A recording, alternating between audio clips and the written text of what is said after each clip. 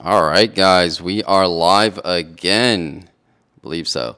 And today we're going to be talking about financial fears, common financial fears, and then I'll also share my financial fears as well.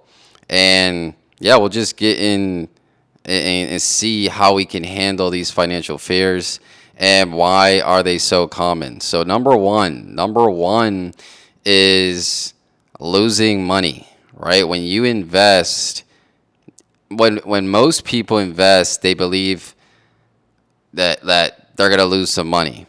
I would say 80 to 90% of people, unless they have like some type of financial advisor guiding them, or maybe they have somebody in the space that they're trying to invest in and they're holding their hand. But other than that, most people, I would say most people don't invest because they think they're going to lose some money. Now, the reason for this is because one, you either didn't do your research and you're not comfortable in the field that you're investing in, or two, you getting kind of this stage of, okay, let's say you're investing 10K. It For most people it probably took probably 2 to 3 years to get up to that 10K, and you don't want to lose it, and it makes sense. The average middle class person does not want to lose money, and that's one of their financial fears. And this trickles down into other things. Since you are afraid to invest in anything, whether it's real estate, stocks, crypto, whatever asset class, you ultimately get out of the game of making money, because you won't make money just by saving it. So yeah, I would say that's the common number one fear that people have, is that they're going to lose money. Now, the second fear that I see, and again, talking about the middle class, people that work a 9 to 5, is their job. They are, and the whole purpose of this is making money, making additional money. So stay with me. So your job. Most people won't move. Let's say you've been at a job for 5 to 10 years.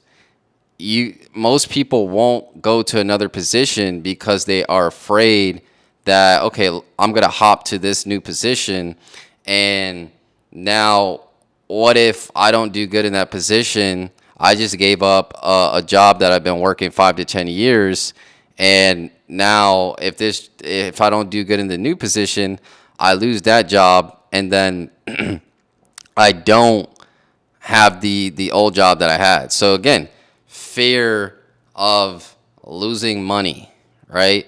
It was a different example. The first example, investing, and then the second example, a little more relatable, because again, most people just do the 401k. Most people just do the the job investing, where they don't really have too much, like they're not too hands-on in the investing process. They just let their job do most of the investing. So yeah, so number one would be, when you invest on your own, you typically don't do that because you think you're gonna lose money. And two, like your job, right? You don't move to a different position in which you get paid a lot more, or maybe just move up in title so it can present some more opportunities down the line during your career. So yeah, all right. So those are the first two, and then number three. Well, actually, I don't really have a third one because they kind of all tie into the same thing. So um, let's get into like the misconceptions behind those fears. So number one, you're like, if you take any type of risk, you're going to lose. There's a chance you're going to lose some money, but that shouldn't be the reason why you're not investing. Like, everybody has the potential to lose some money, even people that invest in an ETF, which is very diversified. Now, obviously, there's history to prove that, okay, if you hold this asset for 5 to 6 years, on average, you're going to make 6 to 7%. So Yeah, there's stuff like that, that's for sure. But this is more talking about investing on your own. People invest with their job all the time. I'm really not talking about that because your job doesn't really present the most benefit when it comes to investing, and we're going to talk about that too. That's actually going to be the next topic. So, being the expert. Now, I think there's a misconception on being the expert. Like you hear most people say, "Oh, you don't need to be the expert. You could just invest in a mutual fund or ETF. You don't do the work." And I think that's holding a lot of people back from getting a lot of good gains. Like okay, you'll make 6 to 7% in these ETFs, but I don't think you need to be an expert to get a double or get a triple on your investment. And I'm talking about individual plays like stocks, individual paper assets that you don't need to be an expert. I don't think. I think if you do a little bit of research and you do your due diligence, you can participate in plays like that. But it's kind of like in what do you call it, in the media and people in general that are in the finance space would say, "Oh, you don't need to be the expert. Let the ETF, let the mutual fund do all the work for you." And that's good, I think, if you already built wealth or if you want to just like make money at a slow pace. But I don't really think, I think there's a middle ground where you don't need to be the expert, but you don't need to be that naive. And I'm not saying people that invest in ETFs or mutual funds are naive, but I think they're leaving a lot of gains on the table, and maybe it's a mixture of ETFs and then individual plays. Like Richard Fain, he has his portfolio is a little bit of ETF. Well, most of his portfolio is in ETFs, I think, and then he does his individual plays. But at least he's exposing himself to a little bit of individual plays, individual stocks, or whatever he gets into, so his portfolio can see that upside. And again, going back to financial fears, because we're told, hey, you need to get a financial advisor, or you need to be in an ETF if you want to see consistent gains for the next 6 years. If you don't, you're just going to end up losing money. And again, this falls with people that work a 9 to 5. Just think about it. If you work a 9 to 5, when you sign up, and like when you sign up or when you get enrolled into your first position or whatever position it is, they automatically enroll you in a 401k. Now you do get to pick the funds and ETFs that you get into, but ultimately you're not picking individual stocks unless the company itself is giving you shares. So if you work for a big corporation or a company that's public, maybe part of the deal, part of your position is getting shares of that company, and that's your exposure to an individual stock. So if that stock goes up 200%, you get that gain because you're exposed to that single stock, opposed to, again, being in a mutual fund where there's hundreds of stocks, and if a stock does 200%, that portfolio or that ETF is only has a small portion of that stock, so you don't really see that big gain. But yeah, you don't have to be the expert. I think that's one of the fears too, that you have to be the expert in order to invest. And again, in the crypto space, I would say I know a lot about the crypto space, but I wouldn't say I'm an expert. So, but I do things to help me make expert decisions. Like I said in the last live stream, I said, okay, I bought a crypto newsletter subscription, right? So now I have researchers not necessarily making the decision for me, but providing me research that I wouldn't be privy to if I'm not in certain spaces, or if I'm not at certain meetings, you can't get that. So I don't mind. So I would suggest, and we could start dipping into how do you handle those financial fears. I would suggest paying, if you want to go about making your own investment decisions, whether it's an individual stock or an individual piece of property, pay for somebody that has knowledge in that space so they can give you the information you need to so you can make the best decision. And I think that's where you put yourself in the best place when you have that information, and then also on top of that, you're doing your own research. So, yeah, that is, and then okay, so that's one, right? That's how you handle financial fears. That's number one, by getting the right information. So that's, you get to pay for it, and then two, doing your own research. There's a lot of information out there that is available to you.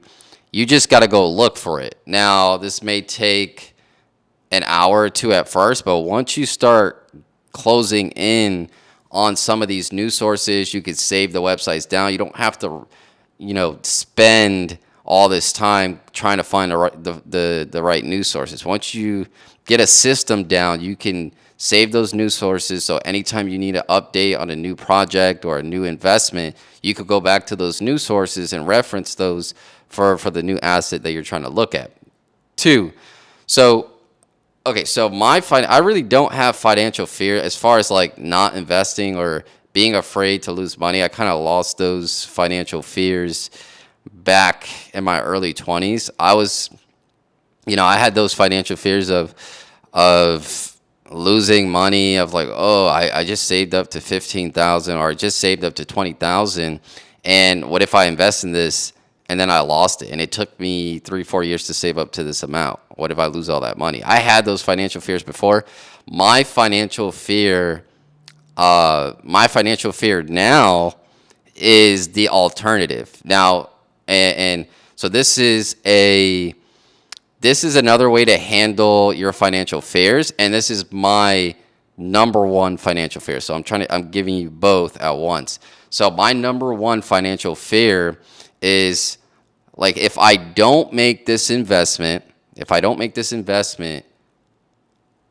going to stay in the same position, right? Like, I'm not going to move anywhere if I don't make this investment. So the alternative is my financial fear. Like, okay, if I don't invest this money, I'm going to be stuck at this job for the next 5 years and potentially be in the same spot in the next 5 years. So that's my financial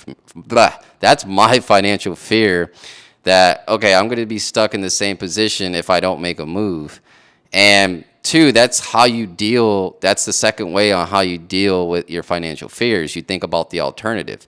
Okay, if I don't invest, I'm going to be stuck in this position, and I'm going to be taking the same vacations. I'm going to be going to the same restaurants. If that's something that gets you going, right? If going out to eat is something that making more money, or that drives you to make more money, okay, I'm going to go to the nice restaurants, or I get to spend more time with my family. You have to figure out what that thing is for you, and that's going to be your alternative, and you're going to be able to use that as like motivation to not have those financial fears. You'll still have those financial fears. Like, the fears will always still be there, but you'll work through it because you know the alternative of what not doing that thing will be, right? So yeah, that's basically how I handle my financial fears. Again, I don't really have any financial fears anymore. As far as like the typical financial fears that most people have at a 9-to-5 job. So, but yeah, those are the two ways you handle your financial fears. One, you become educated in the space that, scares you the most. So if that's investing, which for most of you that's the case, or putting money into maybe a business, right? Maybe you want to put money in a business, but you're scared that the business is going to fail. So you say, okay, well, let me at least give myself the best shot at making this business work and get myself the education that I need to move this thing forward.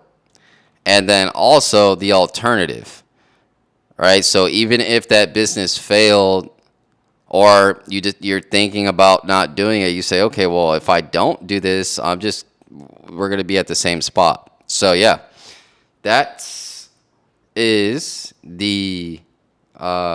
that's what I think about financial fears. You're going to have financial fears I would say as you make more money, you may have more financial fears. I would say because you're going to want to protect that money.